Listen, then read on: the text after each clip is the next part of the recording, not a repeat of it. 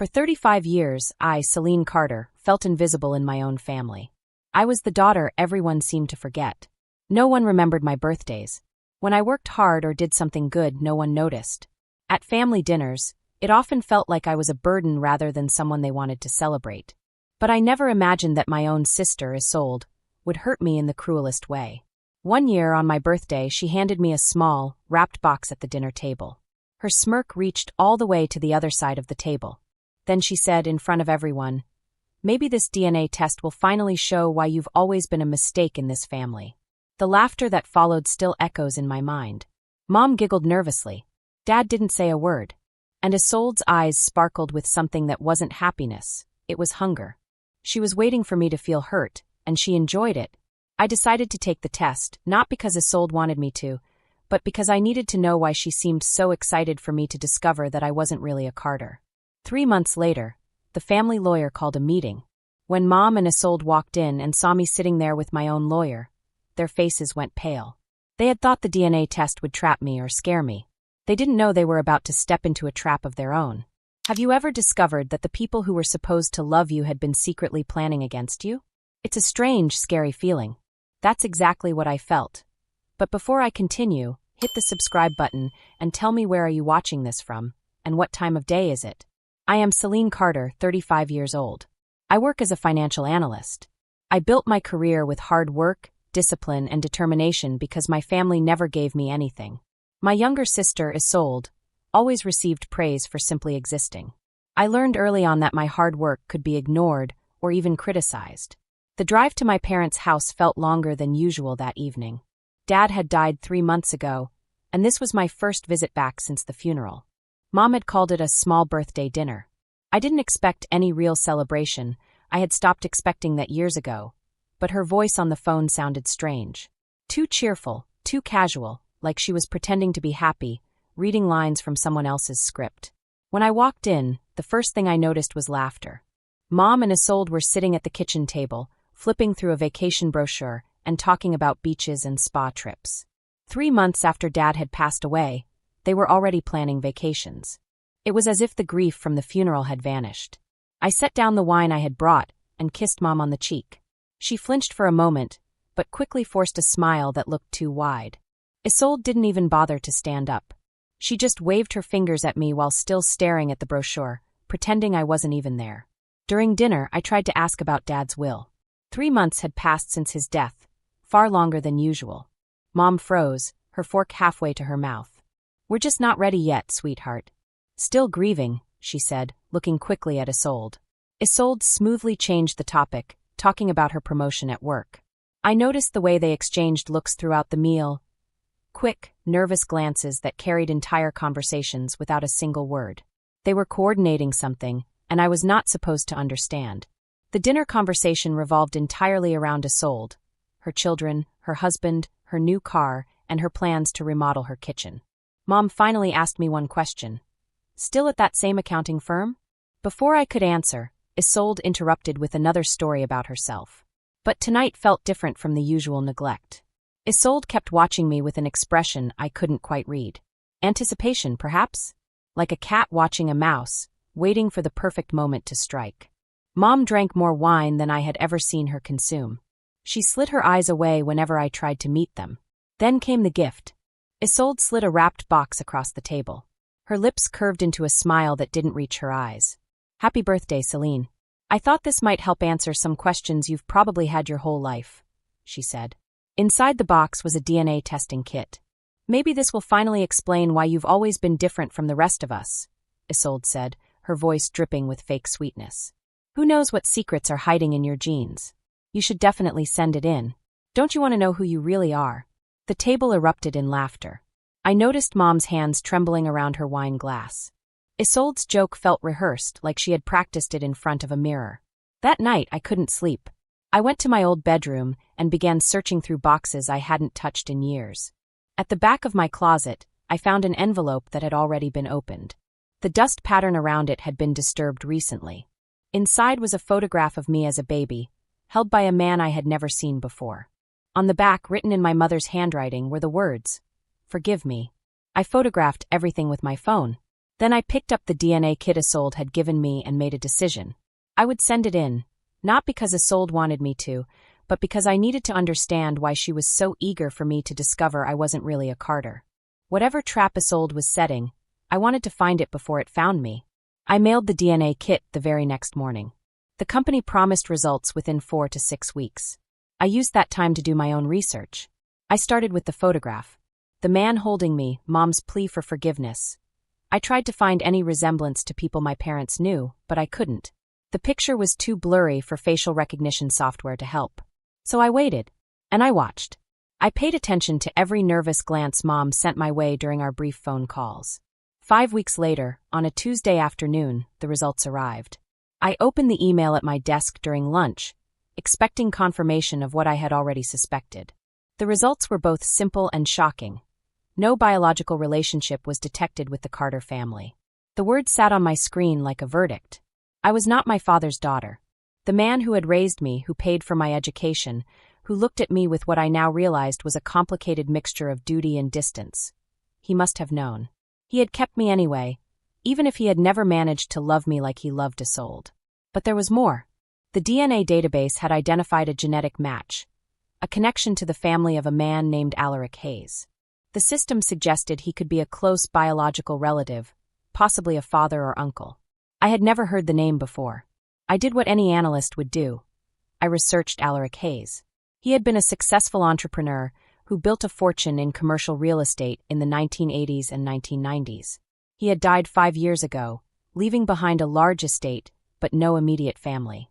What caught my attention was an article from 34 years ago, buried deep in an old business journal. The headline read, "Local Investor Saves Struggling Manufacturing Firm."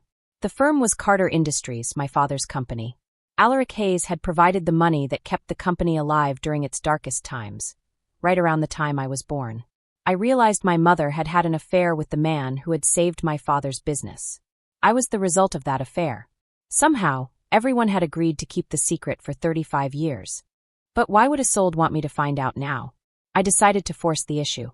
That evening, I took a screenshot of my DNA results and sent it to our family group chat with a single question. "Does anyone want to explain this?" The responses came quickly and told me everything I needed to know. Mom called within minutes. Her voice was thick with tears. She begged me to delete the message, to let the secret go. She said some things were better left buried. She talked about how complicated things had been, how she had made mistakes, and how Dad had forgiven her.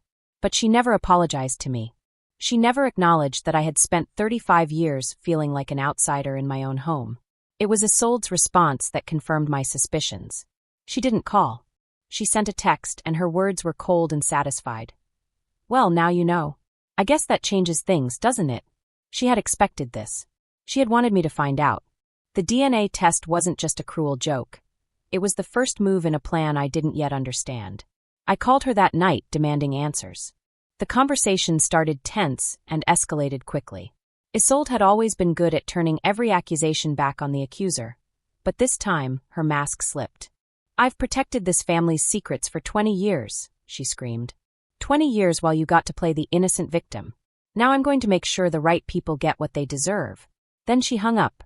Her words echoed in my mind long after the call ended. 20 years. Isolde had known since she was 16. She had used the secret as a weapon, blackmailing Mom. All the gifts, privileges, and favors Isolde received were payment for Mom's silence. But something had changed. Isolde didn't want the secret hidden anymore. She wanted it exposed. Her words about making sure the right people get what they deserve suggested this was about more than family drama. It was about money, the inheritance. I began asking careful questions to family friends and people who had known my parents for decades. What I learned made my blood run cold. One of Mom's closest friends mentioned that Isolde had been asking about inheritance lawyers months before Dad had even gotten sick. Another recalled Isolde talking about upcoming changes in the family situation, speaking as if she knew something no one else did. I had no documents, no recordings, no concrete evidence. But I had spent my career analyzing patterns, identifying risks, and preparing for unlikely scenarios. My instincts had never failed me in business, and they were screaming at me now. I found an attorney, not a family friend, not someone connected to anyone my mother or sister knew, but an independent estate lawyer with a reputation for protecting clients in complicated inheritance situations. I explained my concerns, shared what little I knew, and asked her to help me understand my rights as a potential beneficiary of my father's estate. She listened carefully, took detailed notes, and promised to investigate. 3 days later, a different call came, from Mr. Harrison, the attorney who had handled my father's legal affairs for over 30 years. His voice was formal but not unkind. "Celine, there are things your father wanted you to know," he said. "He instructed me to share these only under specific circumstances. Those circumstances have now been met. It is time for the reading, and I think you should be prepared for what you are going to hear." I agreed to attend the reading, scheduled for the following week. Then I called my own attorney and asked her to accompany me. Whatever trap Isolde had set, I was about to walk straight into it, but this time I would not walk in blind. The law office of Harrison and Associates occupied the entire top floor of a downtown building that had stood since my grandfather's time. I arrived 20 minutes early with my attorney, Sarah Chin, who had advised me to observe everything and say nothing unless directly addressed. We took our seats near the window, far away from the big shiny conference table in the center of the room. The window beside us showed the parking lot outside, where cars moved slowly in the sunlight, people walking in and out of the building. The room was large, quiet, and cold enough to make goosebumps form on my arms. The chairs were smooth and dark, the carpet soft beneath my shoes. I sat down and folded my hands in my lap, trying not to shake. I could feel something important coming, something heavy, something that would change everything. After a few quiet minutes, Mom came in. When I looked at her, my heart felt strange and tight. She looked like she had aged 10 whole years in only a month. Her face was pale like winter snow, and her eyes had dark shadows under them like she hadn't slept in weeks. She held her purse with both hands, gripping it like it was the only thing keeping her safe. She didn't look at me, not even once, not even for a second. Instead, she walked to the far end of the table and sat down alone. Her shoulders were curved forward, like she was carrying something heavy and painful on her back. I knew she was afraid. I knew she expected something big to happen. But she didn't know what it was, not exactly. None of us did. We waited again. The minutes felt long and slow, stretching like rubber bands ready to snap. Then, 5 minutes before the meeting was supposed to start, Isolde arrived. She didn't walk quietly. She swept into the room like she was entering a stage, like cameras were flashing everywhere for her. She looked so confident, too confident. She wore her most expensive suit, dark blue with tiny shining buttons. Her hair was curled just right, her lipstick bright like she was going to win a prize today. Her smile was huge, almost glowing. She looked like a person who thought she already won everything before the game even began. And she did not come alone. She brought her own attorney, a tall, sharp-faced man with cold eyes and a mouth that almost never smiled. I had seen his face before, not in real life, but on billboards around town. The signs said he was a lawyer who fought very aggressively over money, houses, and family property. He looked like someone who did not lose easily. Isolde looked right at me. Her smile changed. It was not friendly. It was smug, like she was telling me, "I win. You lose." I felt something twist in my stomach. It hurt like I had swallowed a rock. Isolde thought she already had everything planned, everything controlled. She believed she would get Dad's money, Dad's house, Dad's company. She believed I was already out. Then the last person entered, Mr. Harrison. He was an older man with gray hair and glasses, and he had known our family for many, many years. He had been Dad's lawyer and friend for decades. He walked slowly but firmly, carrying a large, thick folder in his hands. He put it in the middle of the table, carefully like it was something fragile and powerful at the same time. Today, his face looked different than ever before. Usually he was warm, calm, and gentle. Today, he looked serious, strong, almost like a judge ready to say a final truth. It felt like he had been waiting years to say what was inside that folder. He cleared his throat, and everyone fell silent. "Before we begin," he said, his voice cutting through the quiet room like a sharp blade, "I want everyone to know that Mr. Carter, your father, gave me very specific instructions for how today must happen." The air in the room felt heavier, like we were underwater. He knew his final wishes might be challenged, Mr. Harrison continued, and he prepared for that possibility. Everything I am about to say was chosen by him, written by him, and signed by him. He understood every detail of what he was doing. Isolde's smile wobbled a little. She shifted in her chair. Her glowing confidence dimmed slightly, like a light flickering before going out. She expected a simple will, not a speech like this, not warnings, not surprises. Mr. Harrison opened the folder. He pulled out a paper, smoothed it flat with his hands, and began to read aloud. I, Robert James Carter, being of sound mind, do declare this to be my last will and testament. I leave 70% of my estate, including the family home, my investment accounts, and my share of Carter Industries, to Celine Carter, the daughter I loved and chose, not because she shares my blood, but because she has shown kindness, loyalty, and strength. The room exploded. Isolde shot up from her chair so fast it almost fell backward. Her face twisted with anger, her voice loud and sharp like broken glass. This is exactly what I expected, she screamed. Celine is not his real daughter. We have DNA proof. She has no right to anything. Her words echoed across the room, bouncing off the walls. Mr. Harrison simply waited. He did not argue. He did not shout. He waited calmly until she stopped, then continued reading. I have known since Celine was 2 years old that she is not my biological child. I chose to raise her anyway, and I choose to leave her my legacy because she has earned it. I make this decision with full knowledge of her parentage, and no further proof or testing is required. Isolde went still, like a statue. The color drained from her face so fast it looked like life left her body. Everything she had planned, the test she bought, the months she spent preparing, the secret she thought she would use to destroy me, it all fell apart in one moment. Dad had known the truth all along. He had chosen me with full understanding. He had loved me anyway. Mom began to cry quietly.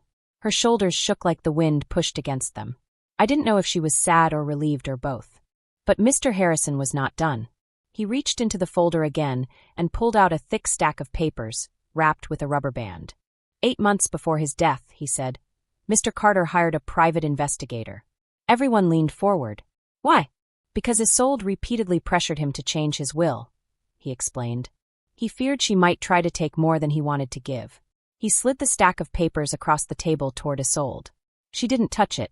She stared like it was a snake about to bite her. The papers said, Isolde met with 3 different lawyers to try to change the will. She took $50,000 from Dad's accounts when he was weak and sick. She told friends that the will would change soon and she would get more money. Each sentence was like thunder hitting the room. Isolde's confident mask cracked. Her mouth opened, but no sound came out. Then Mr. Harrison placed one last paper on the table, a handwritten letter from Dad. His handwriting was shaky but strong enough to read clearly. It said, Isolde, I saw what you did. I hoped you would stop. I hoped you would choose kindness. You did not. The results you face now are because of your own choices. Silence. A long, heavy silence. Even Isolde's lawyer seemed shocked and uncomfortable. He looked like he wished he could disappear. Then Isolde suddenly grabbed onto anger like a life raft. I will fight this, she shouted. I will take it to court. Celine tricked him. She must have influenced him. Her lawyer quickly leaned in and whispered urgently. I heard small pieces. No fraud will acknowledge, no chance frivolous. Mr. Harrison spoke calmly, like reading weather news. The will has a no contest clause. If Isolde challenges it without strong proof, she loses everything. And the $200,000 she borrowed becomes her debt to repay in full. Her lawyer started gathering his papers, clearly wanting no part of this disaster. Isolde looked scared now, even lost. She had built a castle made of lies, but Dad had built a fortress of truth stronger than stone. She looked at me once, and for a tiny second, I saw the little sister I once loved. Then her eyes turned cold and she stormed out. I thought it was over. But Mr. Harrison lifted one more envelope. There is one final matter, he said softly. It concerns an agreement made 35 years ago, about Celine's biological father. My heart froze. The biggest secret of my life was about to open like a locked box. Weeks passed. Everything should have become calm, but instead, things turned into a storm. Instead of accepting the judge's decision, Isolde hired a new lawyer and filed a legal contest. She claimed Dad had been tricked. She claimed I influenced him. She told lies like they were candy she enjoyed chewing. But she didn't stop at court. 3 days later, she came to my apartment. She banged on my door like she wanted to break it. She yelled and screamed, calling me a thief, liar, and fake daughter. She said she would ruin my job, ruin my name, ruin my life. She said she would never let me be happy. But she didn't notice the security camera above my door. It recorded everything, her words, her anger, her threats. Clear sound. Clear picture. 6 weeks later we stood in mediation with a judge. Isolde sat beside her lawyer. I sat beside mine, Sarachin. Sarah spoke slowly and clearly, piece by piece, like a builder placing bricks. First she showed the detective papers proving Isolde's lies. Then she showed the camera video of Isolde screaming at my door. Then she showed text messages, dozens of them, where Isolde threatened me again and again. Then she presented written statements from family friends who said Isolde had been manipulative for years. The judge watched. Her expression changed from neutral to disturbed. When Isolde's lawyer tried to argue about DNA, the judge cut him off sharply.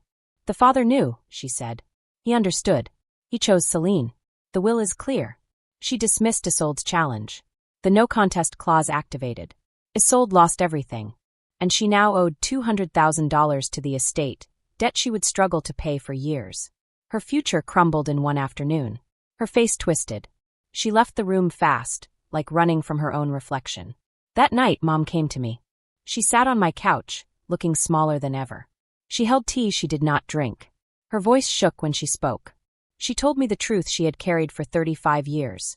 Truth heavy as iron, soft as sadness. My biological father was Alaric Hayes. Not a stranger. He was Dad's closest friend. His roommate in college. His best man at the wedding. Mom and Dad once separated because Dad could not have children. They were hurt, scared, broken. Alaric comforted Mom. Feelings grew. Decisions happened. A pregnancy came. Then the three of them, 2 broken parents and 1 loyal friend, made a promise. Dad would raise me as his own. Alaric would disappear quietly, lovingly. The secret would be to sleep forever. Alaric saved the business too. Carter Industries might have died without his help. 2 lawyers wrote the agreement. Mr. Harrison was one of them. All signed with trembling hands but hopeful hearts. Mom cried while telling me. She admitted Isolde found out at 16 and used the secret like a weapon. She apologized for everything. Every moment she turned away, every time Isolde was given more, every time fear won. I listened. My heart was full but confused. I needed time to think. The next day Mr. Harrison called.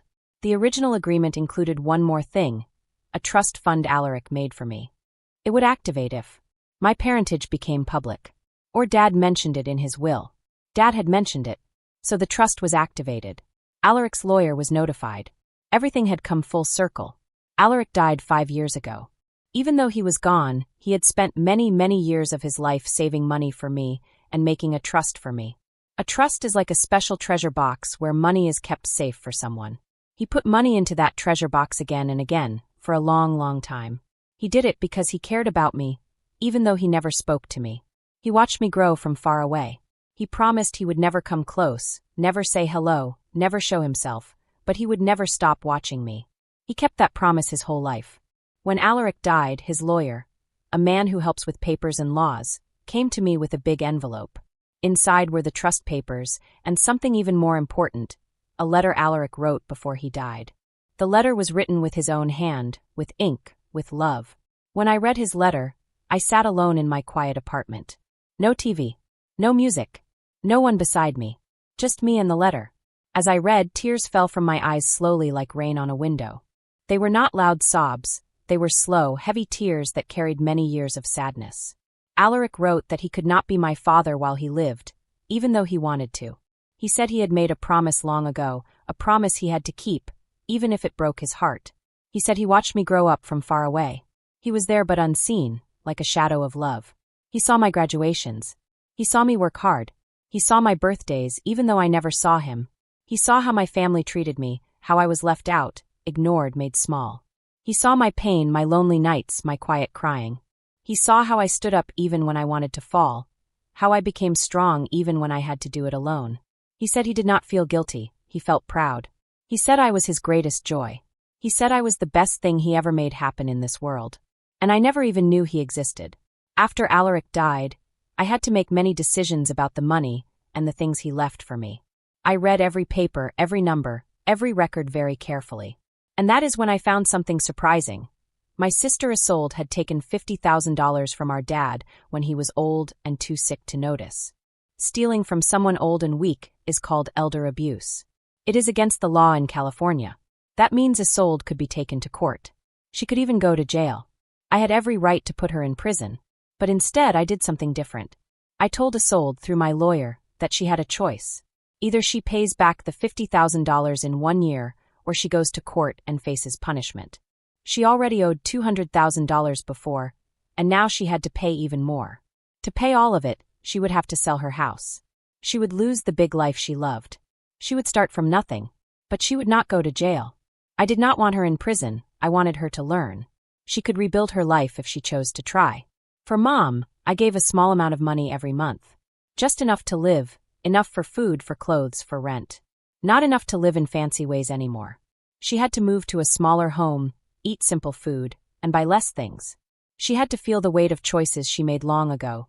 Choices that hurt me, choices that pushed me aside. I did not forgive her completely. I did not hug away the past. But I set boundaries like a fence that protects my heart. A boundary means, you may not hurt me anymore. Forgiveness and boundaries are not the same, and I finally knew the difference. Inside Alaric's package was also a small wooden box. I did not open it right away. I kept it closed for a long time. I placed it on my nightstand, right beside my bed, a little box of love waiting patiently. Some nights I held it in my hands and felt its weight. It felt like memories even though I had none.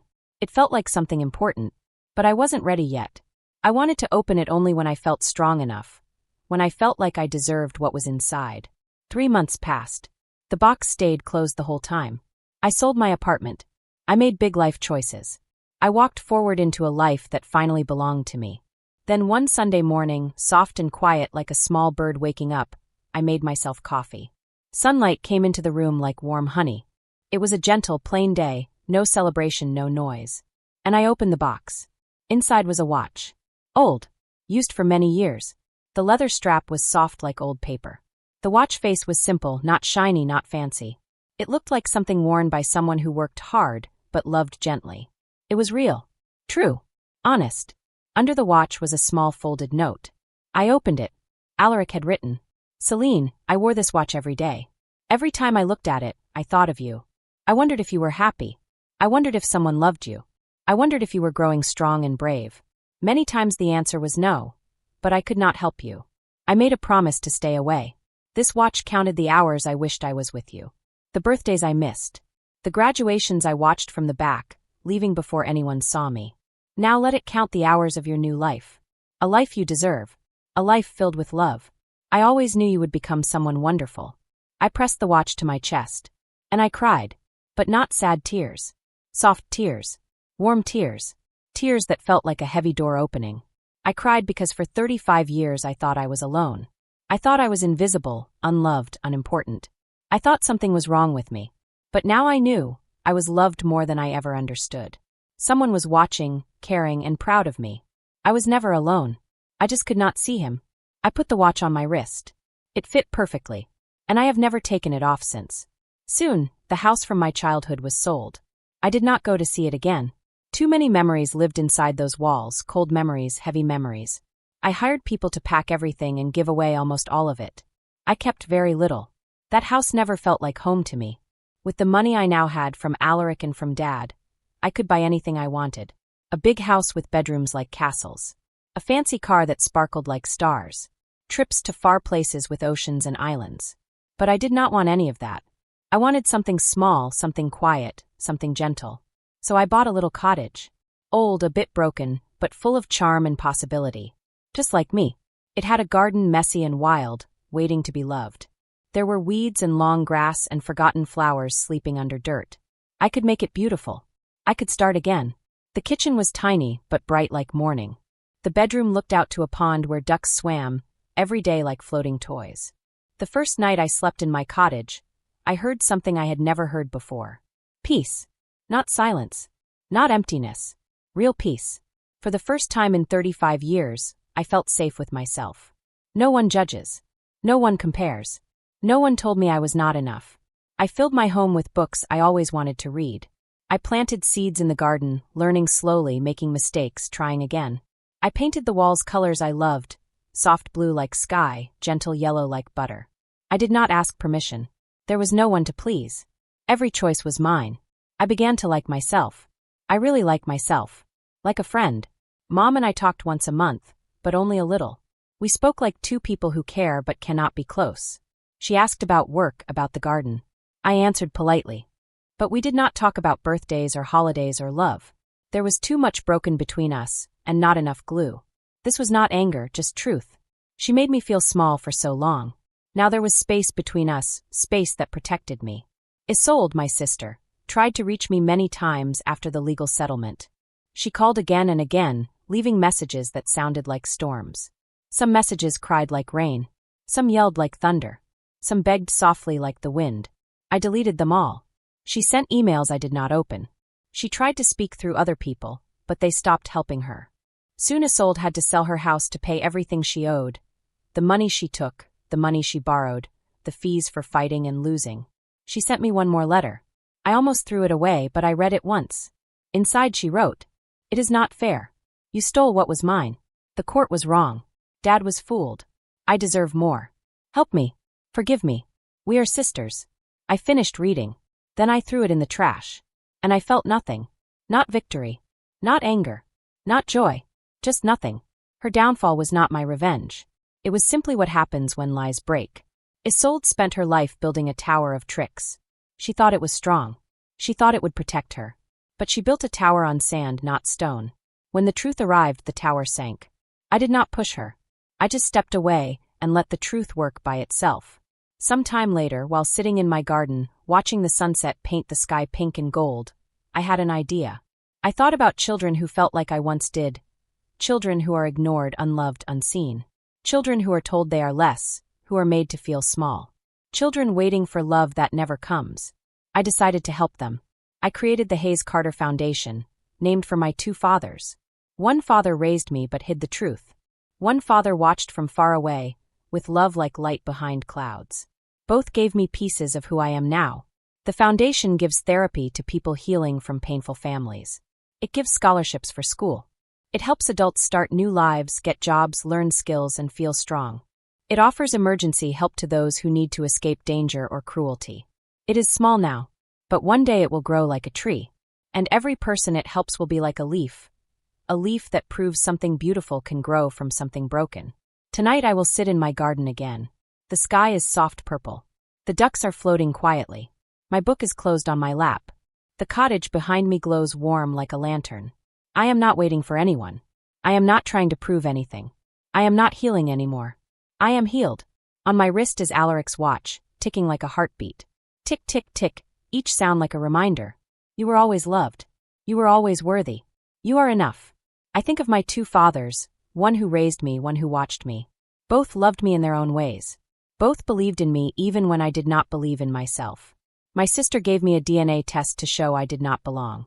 But instead it showed I had two fathers who chose me. Chosen love is stronger than forced love. The real inheritance they left me was not money. It was understanding. I was always worthy of love. I just needed to stop waiting for the wrong people to see it. Your worth is not decided by how others treat you. Sometimes the people who should love you the most are the ones who hurt you the deepest. That is not your fault. Their blindness does not take away your light. If you were the forgotten child, the quiet child, the child who tried and never felt enough, remember this. You are enough. You always were. Isolde built her life on lies and control. She thought she was winning. But lies are like paper walls. They fall when truth touches them. Celine did not destroy Isolde. Celine simply stopped saving her. Celine did not punish her mother. She simply walked away and made a new life. Sometimes the strongest thing you can do is not fight, but leave, heal, and grow. The most powerful revenge is peace. The most beautiful answer is happiness. And the most wonderful ending is building a life filled with love, even if you had to learn love from pain first.